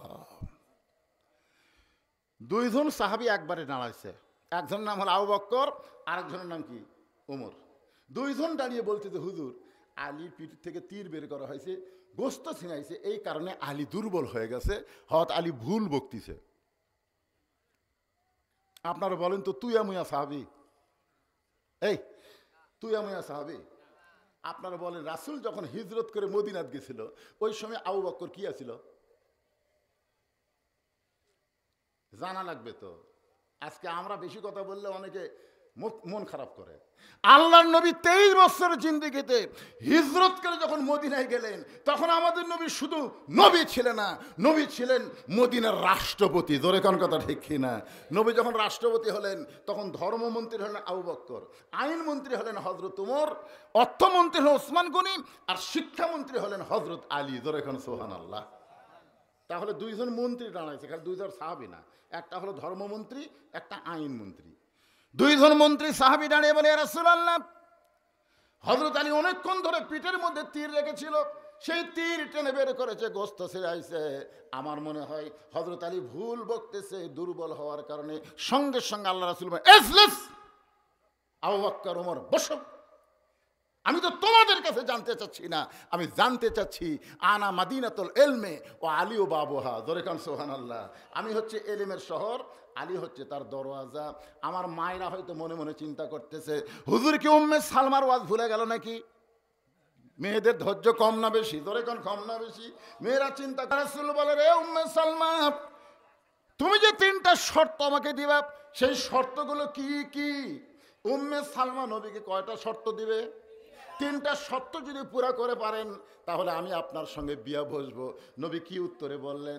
দরকার হলে, প্রয়োজন হলে তোমার 3টা শর্ত পুরা করে হলো আমি তোমাকে বিবাহ করব ইনশাআল্লাহ। উম্মে সালমা বলতেছে, আমার 1 নম্বর শর্ত হলো, ওগো আল্লাহর নবী, আপনি যে আমাকে বিয়ে করবার চাইছেন, আপনি কি জানেন আমার আগেও এক জায়গায় বিয়ে হয়েছিল, সেই স্বামীটা হচ্ছে আপনার সাহাবী আবু সালমা। আমার আগে এক জায়গায় বিয়ে হয়েছিল, আমার যে স্বামী মারা গেছে, এই স্বামীর নাম হলো আবু সালমা, আমি হচ্ছে উম্মে সালমা। আপনি আমাকে বিয়ে করবেন। হঠাৎ যদি আপনার সাথে বিয়ে বসার পরে আমার আগের স্বামীর কথা মনে হয়, কারণ আগের স্বামী আর পরের স্বামী, এই 2 স্বামীর মধ্যে তফাৎ আছে না নাই? জোরে কোন আছে না? মেয়েরা ভালো বুঝবে, আপনারা বুঝবেন না। আপনি যদি 2 বিয়ে করেন, তাহলে আপনি বুঝবেন, বিয়ে করার পরে বুঝবেন। 1 বিয়ে করলে বুঝবেন না তো। 1 বিয়ে করলে কোনোদিনও বুঝবেন না, এই জন্য বিয়ে করা লাগবে 2টে। জোরে কোন কয়টা? আপনারা হয়তো আমার কথা কেলাকেলি মনে করতেছেন। এই কোরআন শরীফে যেখানে বিবাহের আয়াত আছে, সেখানে আল্লাহ 2 দিয়ে শুরু করছে। 2টা করো, মজা পাওয়ার গেলে 2টা করো।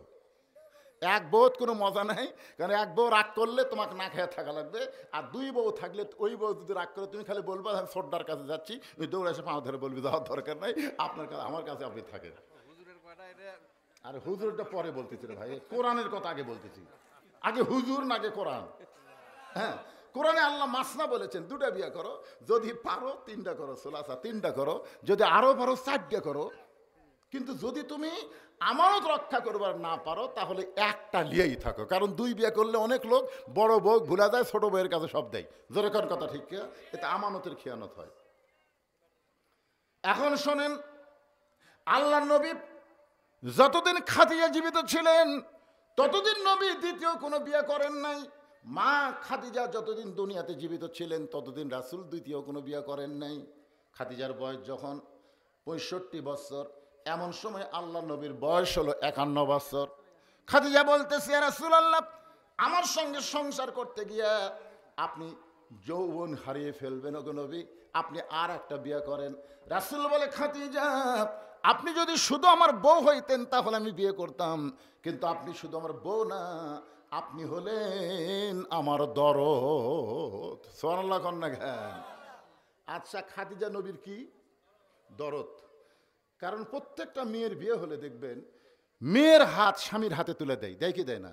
আপনার এলাকার বিয়ে হলে চাচা হোক, খালু হোক, বাপ হোক, আজ থেকে আমার মেয়েকে বাবা তোমার হাতে তুলে দিলাম। জামাইয়ের হাতে মেয়ের হাত তুলে দেয়। কিন্তু যখন খাদিজার বিয়ে হচ্ছে নবীর সাথে, তখন খাদিজার হাত নবীর হাতে তুলে দেওয়ার কেউ নেই। খাদিজার হাত নবীর হাতে তুলে দেওয়ার কেউ নাই, বরং নবীর চাচা আবু তালেব আল্লাহ নবীর দুইটা হাত খাদিজার হাতে তুলে দিয়ে বললেন, মা আজ থেকে আমার এতিমের দায়িত্ব তোমাকে দিয়ে দিলাম। খাদিজার হাত হলো নিচে আর নবীর হাত হলো উপরে। সঙ্গে সঙ্গে নবীর দিকে খাদিজা তাকায় দেখে নবীর কলিজা সিরা একটা গান আসতেছে, শিশুকালে মইরা গেছে মা, গর্বে থাকতে মরছে পিতা, নবী চোখে দেখলেন না, কে করিবে লালন পালন, কে দিবে সান্ত্বনা, এই দুনিয়ার বড় এতিম নবী ছিলেন একজনা। একটু মনোযোগ দিয়ে শোনেন। কয়টা দিয়ে শুরু? একেবারে আল্লাহর কথার সাথে আপনারা একটাই করেন। আমিও একটাই রে বাবা, একটাই। কিন্তু আল্লাহ যারা কইছে সেটা বুঝবেন না। উম্মে সালমা বলতেছে, আপনার সঙ্গে যখন আমার বিয়ে হবে, আমার 1 নম্বর শর্ত হলো মাঝে মধ্যে আমার আগের স্বামীর কথা মনে হতে পারে। তো আগের স্বামীর কথা, বিয়ের স্বামীর কথা মনে হলে আপনি যেন কষ্ট পায়েন না। কারণ কোনো পুরুষের কাছে কোনো পুরুষের কথা প্রশংসা করলে পুরুষ মানুষ খেপে যায়। আমার বউ যদি আমাকে কয়, আপনি যে কালো বারে, কিন্তু আপনার ভাই সেই, আপনার বলেন তো মনে হয় আমার বুকত পাহাড় মানলো। তোর এখন কথা ঠিক, আমি যতই কালো হই আমার সামনে আমার বউ অন্য কারো প্রশংসা করলে আমার কলিজাত আঘাত লাগে। আবার আপনার বউয়ের কাছে যদি আপনি সত্য কথা বলেন, আল্লাহ যদি আমাকে জান্নাত দেয়, জান্নাতে আল্লাহ আমাকে হুর দিবি, খালি কইয়া দেখবেন। কছেন কোনো দিন একদিন কইয়া দেখবেন, উই আর আপনার কাছে থাকবি না, হুল্লিয়া থাকেন, আমার কি দরকার। প্রত্যেকটা বিবি তার স্বামীকে ভালোবাসে, প্রত্যেকটা স্বামী তার বউকে ভালোবাসে। জোরে কোন কথা ঠিক কি না? কেন বাসে? আল্লাহ কোরআনে বলেছেন, হুন্না লিবাসুল্লাকুম ওয়া আনতুম লিবাসুল্লাহুন্না। স্বামী হলো বিবির পোশাক, বিবি হলো স্বামীর পোশাক। আল্লাহ রাসূল বলেন, উম্মে সালমা তুমি আমাকে জানো না, চিনো না, আমার সঙ্গে যখন তোমার বিয়ে হবে তুমি আগের স্বামীর কথা মনে আনতে পারবা না। আপনার বলেন তো, নবীর মহব্বত বিবির ব্যাপারে কম না বেশি? নবী ঘরের দরজা খুলে আছে, এমন সময় উম্মাহাতুল মুমিনিন আয়েশা ঘরের মধ্যে ঢুকছে। যেই ঘরের মধ্যে ঢুকছে, নবী আমার দাঁড়িয়ে গেলেন। দাঁড়িয়ে গিয়ে দৌড়ে গিয়ে দরজা জানলা বন্ধ করলেন। আয়েশা কাঁদতেছে আর বলতেছি, ইয়া রাসূলুল্লাহ, আপনার জুতার পরশে আল্লাহর আরশ ধন্য হয়ে গেছে। এখন আপনি দরজা জানলা বন্ধ করলেন, যদি আপনার সঙ্গে কোনো বেয়াদবি হয়ে যায়।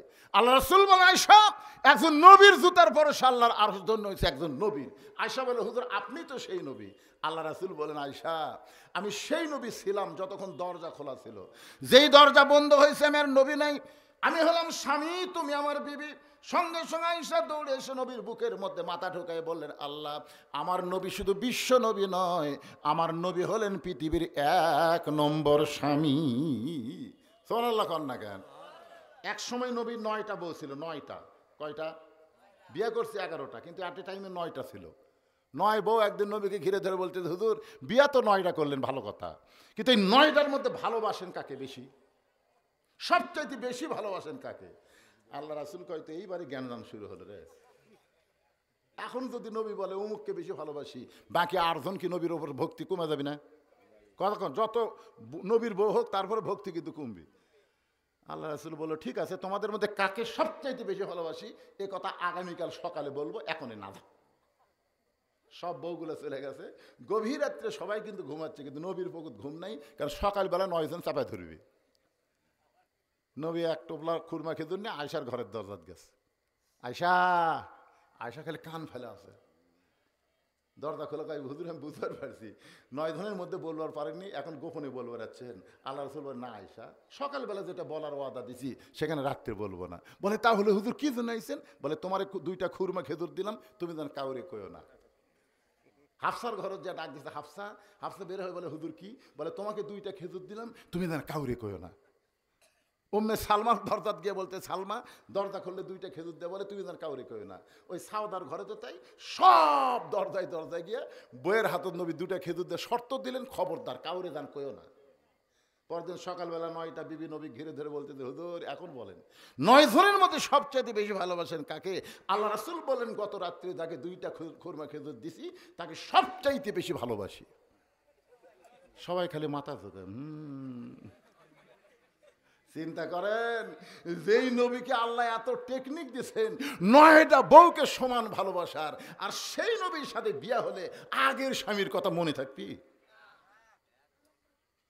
আল্লাহ রাসূল বলে, উম্মে সালমা, যদিও তোমার মনে হয় আমি কিছুই মনে করব না, আর আমার বিশ্বাস আমার সঙ্গে যখন সংসার করবো, আমার বউ হবা, তখন পূর্বের স্বামীর কথা তোমার মনেই থাকবে না। আল্লাহ রাসূল বলেন, উম্মে সালমা, 2 নম্বর শর্ত কি? 2 নম্বর শর্ত কি? উম্মে সালমা বলে, ইয়া রাসূলুল্লাহ, আমার যেই স্বামী মারা গেছে জিহাদের ময়দানে, আপনার সঙ্গে যুদ্ধ করতে গিয়ে মারা গেছে হুজুর। আপনি শুনেছি আল্লাহর বান্দারা মুসলমান হয়ে যারা কাফির বেঈমানদের বিরুদ্ধে যুদ্ধ করে শহীদ হয়, আল্লাহ তাদেরকে বিনা হিসাবে জান্নাত দিয়ে দিবে। তাহলে আমার আগের স্বামী জান্নাতি, বিনা হিসাবে জান্নাতি, আর আপনি আমার পরের স্বামী হবেন। আপনি তো জান্নাতের সর্দার। রাসূল বলতেছে, তোমার শর্ত কি সেটা কও? বলে, আমার শর্ত হলো আমি জান্নাতে যাব, আপনিও যাবেন, আমার আগের স্বামীও যাবে, আমিও যাবো, কিন্তু জান্নাতে যাই আমি কিন্তু আগের স্বামী জান্নাতের স্বামী হিসাবে নিব না, আপনাকেই স্বামী হিসাবে নিবার চাই। এখন আপনি কি কন? কথাটা বুঝলেন না? আগের স্বামীকে আমি জান্নাতে, সে যদি বলে আল্লাহ আমার উম্মে সালমা আমাকে দাও, আমাকে চাইলেও কিন্তু আগের স্বামীর সঙ্গে আমি জান্নাতে থাকবো না, আপনাকেই স্বামী হিসাবে জান্নাতে থাকতে চাই। আল্লাহ রাসূল বলে, উম্মে সালমা, তোমার 2 নম্বর শর্ত পুরা করা হলো, তুমি আমার সঙ্গেই জান্নাতে থাকবা। তোমার 3 নম্বর শর্ত কি? উম্মে সালমা বলে, ইয়া রাসূলুল্লাহ, আগের ঘরের স্বামীর পক্ষের একটা মেয়ে আছে আমার ঘরে, আমি যখন আপনার সঙ্গে বিয়ে হয়ে যাবে তখন আমার এই মেয়েটা বড় এতিম হয়ে থাকবে। ওগো নবী, তার আগের বাবাও মারা গেছে, আপনি নতুন বাবা হইয়া যদি আমার এতিম মেয়েটাকে সঙ্গে না নেন, তাহলে আমার মেয়েটা বড় কষ্ট পাবে। আমার মেয়েটাকে নিয়ে আপনার ঘরে আমি থাকতে চাই, আপনার সংসার করতে চাই। সঙ্গে সঙ্গে রাসূল বলেন, উম্মে সালমা, তুমি কি জানো না তোমার মেয়েটা যেমন এতিম, তার চাইতে বড় এতিম হলাম আমি মুহাম্মাদুর রাসূলুল্লাহ। আলাম ইয়াজিদিকা ইয়াতীমান ফাআওয়া। আল্লাহ তার নবীকে সব চাইতে বড় এতিম করে দুনিয়াতে পাঠাইছে। জোরে কোন ঠিক কিনা? এই 3টা শর্ত পুরা করে আল্লাহ নবী উম্মে সালমাকে বিয়ে করলেন। এখন কথা হলো, উম্মে সালমার মধ্যে নবী এমন কি দেখলো যেইটা দেখার পরে উম্মে সালমাকে বিয়ে করার জন্য নবী ব্যস্ত হয়ে গেলেন। উম্মে সালমার স্বামী ছিলেন আবু সালমা, তিনি হলেন আল্লাহ নবীর প্রিয় সাহাবী। জোরে কোন সুবহানাল্লাহ। বাজান, আল্লাহ রাসূল যখন মক্কা থেকে মদিনায় হিজরত করলেন, তখন উম্মে সালমা তার স্বামী আবু সালমা মক্কা থেকে মদিনায় হিজরত করতে চাইছিলেন, কিন্তু উম্মে সালমার বাবার এত ধনী হওয়ার কারণে উম্মে সালমাকে নবীর সঙ্গে মদিনায় হিজরত করতে দিলেন না, এমনকি তার স্বামীর সঙ্গেও হিজরত করতে দিলেন না। এখন উম্মে সালমা তার মেয়েকে নিয়ে থাকে মক্কায়, আর আবু সালমা বলে, আমার নবী যাবে যেখানে আমিও যাব সেখানে। জোরে কোন সুবহানাল্লাহ। এখন মেয়ে আছে, বিবি আছে, এখন নবী যাচ্ছে মক্কা ছেড়ে মদিনায়। এখন উম্মে সালমার স্বামী বলতেছে, আমার নবী যেখানে যাবে আমি সেখানে যাব। উম্মে সালমা বলে, কে গো, আমি তোমার বউ আছি, তোমার সন্তান আছে, এইগুলার মায়াকে তোমার নাই। সঙ্গে সঙ্গে আবু সালমা কোরআন থেকে তেলাওয়াত করলেন, ইন্নামা আমওয়ালুকুম ওয়া আওলাদুকুম ফিতনা। সম্পদ আর সন্তান হলো দুনিয়ার সবচেয়ে বড় বিপদ। এই সম্পদ সন্তানের জন্য মানুষ আল্লাহ রাসূলকে ভুলে যায়। জোরে কোন কথা ঠিক কিনা? আমি তোমার মায়ায়, সন্তানের মায়ায় আমি মক্কায় থাকবো না, আমি নবীর সঙ্গে হিজরত করে মদিনায় যাব। মদিনায় চলে আসলেন উম্মে সালমার স্বামী আবু সালমা। কিছুদিন পরে মদিনা আবহাওয়া সহ্য করতে না পেরে তিনি অসুস্থ হয়ে গেলেন। অসুস্থ হয়ে আল্লাহ রাসূলকে বললেন, ওগো আল্লাহর নবী, আমার বউ আমাকে অত্যন্ত ভালোবাসে, আমার সন্তানের বউকে ছেড়ে আমি মক্কা ছেড়ে মদিনা আপনার সঙ্গে হিজরত করেছি, আমি অসুস্থ হয়ে যদি মারা যাই, ওগো আল্লাহর নবী, আপনি আমাকে ওয়াদা দেন আমার উম্মে সালমাকে আপনি বউ হিসাবে গ্রহণ করবেন। তখন আল্লাহ রাসূল বলে, উম্মে সালমা, তোমার স্বামী দুনিয়া থেকে বিদায় নেওয়ার সময় আমি তাকে ওয়াদা দিয়েছি বলেই সেই ওয়াদা রক্ষা করার জন্যে তোমাকে বিয়ে করতে চাই। তোমার মধ্যে এমন কিছু নাই, কিন্তু তোমার স্বামীর ওয়াদা রক্ষা করা। জোরে কোন সুবহানাল্লাহ। আল্লাহ রাসূল যে কয়টা বিয়ে করেছেন প্রত্যেকটা বিয়ে নবীর সঙ্গে দেওয়া হয়েছে। নবী ইচ্ছা করে শুধু উম্মে সালমারে করছে। যেরকম খাদিজা, আয়েশা, যতগুলো নবীর বিয়ে আছে যেরকম সবগুলোকে নবী নিজের ইচ্ছাই করেনি, বাধ্য হয়ে আশ্রয় দিয়েছে। জোরে কোন সুবহানাল্লাহ। এখন একটা মেয়ে মানুষকে আশ্রয় দিবার গেলে সবচেয়ে বড় সম্পর্কের নাম কি? বিয়ে করা, বোন হিসাবে আশ্রয় দেন, শয়তান ধোকা দিবি, ভাবি হিসাবে আশ্রয় দেন, শয়তান ধোকা দিবি, এমনকি মাও হিসাবেও যদি দেন তারপরও শয়তান কিন্তু ধোকা দিবি, ধরে কোন ঠিক কিনা। কিন্তু যদি বউ হিসাবে দেন আর ধোকা নাই, কারণ ধোকা কি রে। এই জন্যে কোনো মেয়েকে আশ্রয় দিবার গেলে অন্য কোনো নামে আশ্রয় না দিয়া ধর্ম ভাই, ধর্ম মা, ধর্ম বোন, এগুলো সব ভুয়া জিনিস, ধর্ম ভুয়া, বরং তাকে বিবি হিসাবে আশ্রয় দেন। এইটা হলো সবচেয়ে দ্বিধাবোধ আশ্রয়। আমার মা বোনের যারা পর্দার অন্তর আছেন, একটু মনোযোগ দিয়ে শোনেন। আপনাদের জন্য আজকের যে আলোচনা, সূরা কাউসার থেকে দুইটা জিনিস আমল করলে আল্লাহ তাকে হাউজে কাউসার দেবে। একটা হলো নামাজ, আর একটা হলো কুরবানি। এখন অনেকেই চিন্তা করতেছেন, হুজুর আমরা হয় নামাজের ওয়াজ বুঝলাম, নামাজ পড়বো, কিন্তু কুরবানি তো সবার জন্য ওয়াজিব না, যারা গরিব মানুষ। এখানে দুইটা আমল করলে হাউজে কাউসারের পানি, কিন্তু যারা গরিব মানুষ তারা তো কুরবানি দিবার পারে না, তাহলে তারা কি করবে? এ ভাই শোনেন, স্বল্প সময়ের মধ্যে বলতেছি, এই কুরবানি মানে গরু খাসি কুরবানি না। তাহলে আপনারা বলবেন, হুজুর কি কুরবানি? আপনারা বলেন তো, হাসিনার পতন কার কুরবানি দিয়ে শুরু হলো? বুঝতে পারছেন? এটা গরু না খাসি? আবু সাইদ এমন ভাবে নিজের জীবন কুরবানি করলো, যেটা শুধু শোনা কথা না, বাস্তবে আমরা ভিডিও দেখেছি। জোরে কোন কথা ঠিক কিনা? কথা বলেন, গোপনে না, প্রকাশ্যে। দেখেন বুখারী শরীফের হাদিস, যে আল্লাহর রাস্তায় কোনো ব্যক্তি যখন শহীদ হয়, এই শহীদের যন্ত্রণা একটা পিঁপড়া কাটার চাইতেও কম। সেই পিঁপড়া হলো চিনি খাওয়া পিঁপড়া। কোন পিঁপড়া? দাই পিঁপড়া লয় রে পাগলা, দাই পিঁপড়া লয়, চিনি খাওয়া পিঁপড়া। আচ্ছা, চিনি খাওয়া পিঁপড়া 10টা যদি আপনার কোনো জায়গায় কামড় দেয়, আপনি কিন্তু আহাও কবেন না, উহু কবেন না, আপনি কবেন কে চুলকাই কেরে, চুলকাই। মানে এই পিঁপড়া কামড়ালে ব্যথা হয় না, একটু চুলকাই। সেই চিনি খাওয়া পিঁপড়া। চিনি খাওয়া পিঁপড়া বোঝেন না? এই ছোট ছোট পিঁপড়া দেখেন না আপনারা, চিনি লাগে। চিনি খাওয়া পিঁপড়ার কামড়ের চাইতো কম, যেটা আবু সাইদের সময় আমরা ভিডিওতে দেখছি। আপনার বলেন তো, একটা লোকের বুকত গুলি করতেছে, এই লোকটা কি বলবি? ও মারে বাবারে, বললাম রে, জোরে কোন কথা ঠিক কিনা? এই কথা বলবি না? কিন্তু আবু সাইদকে ও মারে বাবারে কথা দেখছেন, গুলি করতেছে, ওই আরো সামনে যাচ্ছে। তার মানে বোঝা গেল প্রথম গুলি বুঝিনি। আরে পরে যখন আর একটা গুলি করলো, ওই আর এক ধাপ সামনে গেল, তখনও চিল্লি নাই, ও মারে বাবারে, বললাম রে, রাগের কোনো কথা নেই। এরপরে যখন আবার সামনে গেল, তৃতীয় গুলি করেছে, তখন দুই বন্ধু এসে আবু সাইদকে ধরলো, ও টোলে মাটিতে পড়লো। আস্তে করে বসে গেল না, টোলে মাটিতে পড়লো। তাহলে কি বুঝলেন? কি কুরবানি দিল? বাতিলের সঙ্গে আপোষ না করে হকের পক্ষে হাসিনা পতনের জন্য আবু সাইদের কুরবানি হচ্ছে 1 নম্বর কুরবানি। জোরে কোন কথা ঠিক কিনা?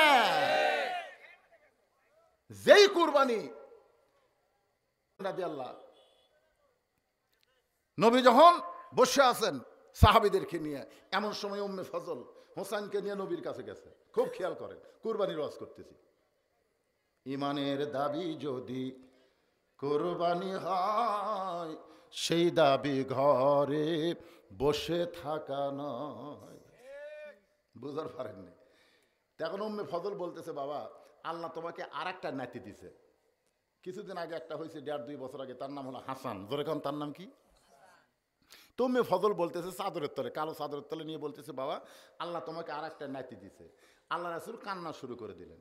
যেই কানতেছেন, সাহাবীরা চিন্তা করতেছে, আগে এক নাতি হচ্ছে, আবার আর এক নাতি হওয়ার জন্য নবী কি কানতেছে? কিছুক্ষণ পর আল্লাহ নবী দাঁড়িয়ে উম্মে ফজলের কাছ থেকে তার নাতিকে নিলেন।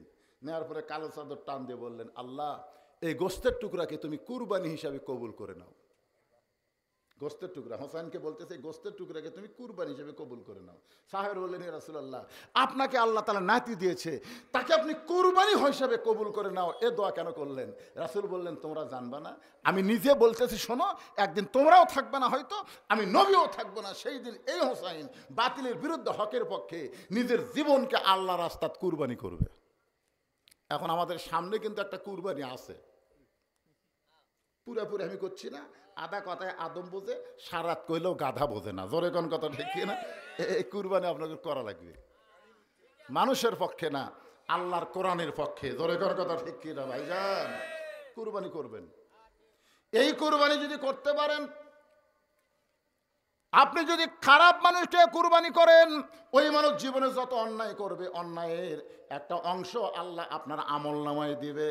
আর ভালো মানুষকে যদি দেন, আল্লাহ কোরআনে বলেছেন, ইন্নাল্লাহা ইয়ামুরুকুম আন তুআদ্দুল আমানাতি ইলা আহলিহা ওয়া ইযা হাকামতুম বাইনান নাস আন তাহকুমু বিল আদল। জোরে আল্লাহু আকবার।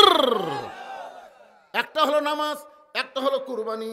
এই দুইটা আমল যদি করতে পারেন, তাহলে আল্লাহ পান করাবে হাউজে কাউসারের পানি। এখন ফজরের নামাজ আমাদেরকে জামাতের সঙ্গে আদায় করা লাগবে। আল্লাহ সে তৌফিক দান করুক। ভাইজান, আমি খুবই অসুস্থ ছিলাম। আমি যে এখানে এসে 2 ঘন্টা ওয়াজ করতে পারবো, এরকম কোনো চিন্তাই আমার মাথার মধ্যে ছিল না। খুবই অসুস্থ, আপনার দোয়া করবেন। এই বয়সে অনেক মাহফিল সামনে আছে, আল্লাহ যেন সুন্দরভাবে সমস্ত মাহফিলগুলো পাড়ি দেওয়া তৌফিক দেয়। সকলে বলে আমিন। এই গ্রামের জন্যে, মসজিদের জন্যে, মুসল্লির জন্যে, মুসল্লি কালেকশনের জন্য একটা দোয়া হবে। এই জন্য সবাই একটু দোয়ায় শামিল হবেন। ইস্তেগফার পড়ে, আস্তাগফিরুল্লাহ রব্বি মিন কুল্লি জামবি ওয়া তুবু ইলাই, আস্তাগফিরুল্লাহ রব্বি। এই উঠতেছেন কেন? আরে মাথা যদি না থাকে, হাত পাও থাকে লাভ আছে? আর দোয়া ও মুখ খলিবা, দোয়া হচ্ছে মাথা। একটা লোক মরে গেছে, সবই আছে ভাইরে, খালি মাথা নেই। হাত আছে, পা আছে, বুক আছে, সব আছে। সবাই কয় এটা কে রে, এটা কে রে, কারণ মাথাতে নাই। আপনারা এতক্ষণ ওয়াজ শুনলেন, এখন চলে যাচ্ছেন মাথা ছাড়া। দোয়ার কথা শুনলে অনেকে লাভ দেওয়া ওঠে। আপনি জানেন যে এতগুলো মানুষের মধ্যে একটা মানুষ যদি আল্লাহর পছন্দ হয়, সেই মানুষের হাতের সাথে আমাদের হাত থাকার কারণে আল্লাহ কবুল করতে পারে। জোরে কোন ঠিক কিনা? লাভ দেওয়া কেন? অত অধৈর্য হলে চলবে? ইন্নাল্লাহা মা'আস সাবিরিন, ধৈর্যশীলদের সঙ্গে আল্লাহ থাকে। ইস্তিগফার পড়ো, আস্তাগফিরুল্লাহ রব্বি মিন কুল্লি জামবি ওয়া তুবু ইলাই, লা হাওলা ওয়ালা কুওয়াতা ইল্লা বিল্লাহিল আলিয়্যিল আযীম। আল্লাহুম্মা আমিন। আল্লাহুম্মা আনতাস সালাম ওয়া মিনকাস সালাম, তাবারাকতা ইয়া যাল জালালি ওয়াল ইকরাম। আয় আল্লাহ তাআলা, মাগরিবের নামাজের পর থেকে রাত্রি 12টা পর্যন্ত তোমার পাগল বান্দা বান্দিরা আরামের বাড়ি ঘুমকে বাদ দিয়া কোরআন হাদিসের মহব্বত কলিজার মধ্যে নিয়া এই জান্নাতের বাগানে বসে বসে কোরআন হাদিস আলোচনা শোনার শেষে আমি গুনাহগারের সঙ্গে রহমতের দরজায় ফকির হয়ে দোকানা হাত তুলেছে। মেহেরবানি করে আজকের মাহফিল আমাদের সকলের হেদায়েতের জন্যে, নাজাতের জন্যে, জান্নাতের জন্যে আল্লাহ কবুল করে নাও। এই মাহফিলের শুরু থেকে শেষ পর্যন্ত যত আলোচনা হয়েছে আল্লাহ, এর মধ্যে যদি ত্রুটি হয়, ভুল হয়, মাফ করে দাও। এর যা হাদিয়া মঞ্জুর করো। সোনার মদিনায় নবী পাকের রওজা মুবারকে আল্লাহ কবুল করে নাও। তামাম আম্বিয়ায়ে কেরাম, আসহাবে কেরাম, তাবিঈন কেরাম, তাবিঈন কেরাম, তামাম পৃথিবীর মাটির নিচে যত মুমিন মুমিনাত আছে আল্লাহ, সকলের আরওয়াহ ফরে হাদিয়া কবুল করো। ও মাবুদ, আমরা যারা হাত তুলেছি, আমাদের জনম দুঃখনী মা যাদের কবরে গেছে, ছোট্ট একটা শব্দ হলো মা। এই নামের মধ্যে যে কি মধু, যাদের মা নাই তারাই বুঝতেছে। এই দরদের মা যাদের কবরে গেছে আল্লাহ, মেহেরবানি করে মায়ের কবরকে জান্নাতের টুকরা বানিয়ে দাও। বাবার বাড়ি ঘর সবই আছে, আমি সহ আমরা যারা বাবা হারা এতিম হয়ে তোমার দরবারে হাত তুলেছে আল্লাহ, মেহেরবানি করে বাবার কবরকে জান্নাতের টুকরা বানিয়ে দাও। আয় আল্লাহ তাআলা, এই সব দক্ষিণ পশ্চিম পাড়ার জামি মসজিদকে লক্ষ্য করে আজকের মাহফিল যারা কষ্ট করে মেহনত করে এত সুন্দর আয়োজন করেছে, এই মসজিদকে তুমি কিয়ামত পর্যন্ত কবুল করে নাও। এই মসজিদের মহব্বতে নগদে বাকিতে যারা দান করেছে, মসজিদের জায়গা দিয়ে এত সুন্দর মসজিদ যারা তৈরি করলো আল্লাহ, মসজিদকে ওসিলা করে এই 2 পাড়ার সমস্ত মানুষকে জান্নাতি কবুল করে নাও। আমি শুনলাম ছোট্ট একটা গ্রাম, আল্লাহ সেই গ্রামের মানুষেরা এত সুন্দর মসজিদ করেছে আল্লাহ, তাদের মনকে তুমি সুন্দর করে দাও। তাদের সবাইকে 5 ওয়াক্ত নামাজ মসজিদে জামাতের সঙ্গে আদায় করা তৌফিক দিয়ে দাও আল্লাহ। আমার মা বোনেরা পর্দার অন্তরালে বসে বসে ওয়াজ শুনলো, আবিদা সালিহা পর্দার কবুল করে মা ফাতেমার চরিত্র দান করো। আমি অসুস্থ, আজকের মাহফিলের প্রধান অতিথি তিনি অসুস্থ। আমার সঙ্গে যারা হাত তুলেছে, আমাদের মধ্যে যারা অসুস্থ আছে আল্লাহ, সবাইকে সুস্থতার নিয়ামত দান করে দাও। আল্লাহ কে কোন নিয়ত করে হাত তুলেছে আল্লাহ সকলের নেক নিয়ত নেক আশাকে আল্লাহ তুমি কবুল করো। ভাইজান একটা মিনিট চিন্তা করে দেখেন ভাই, এখান থেকে বাড়ি যাওয়ার গ্যারান্টি কিন্তু আমাদের কারো নাই, যে কোনো সময় আমাদের মৃত্যু হবে। একটাবার হাতের দিকে তাকায় দেখেন, এ হাত দিয়ে কত কবরে আমরা মাটি দিয়েছি, দেননি হাত দিয়ে কবরে মাটি, এ হাত দিয়ে কত লাশ অন্ধকার কবরে নামাইছি, কত মাইয়াতের জানাজার নামাজে আমরা সামিল হয়েছি। একদিন আমরা সবাই মরে যাব। যেদিন আমাদের মৃত্যু হবে, দিনটা যেন জুমার দিন হয়, মাসটা যেন রমজান মাস হয়। ইমানের সাথে ইজ্জতের সাথে এই দুনিয়া থেকে বিদায় নেওয়ার কালে আমাদের সকলের জবানে জারি করে দিবেন লা ইলাহা ইল্লাল্লাহু মুহাম্মাদুর রাসূলুল্লাহ সাল্লাল্লাহু আলাইহি সাল্লাম। আসসালামু আলাইকুম ওয়া রাহমাতুল্লাহি ওয়া বারাকাতুহু। ওয়া আলাইকুম আসসালাম।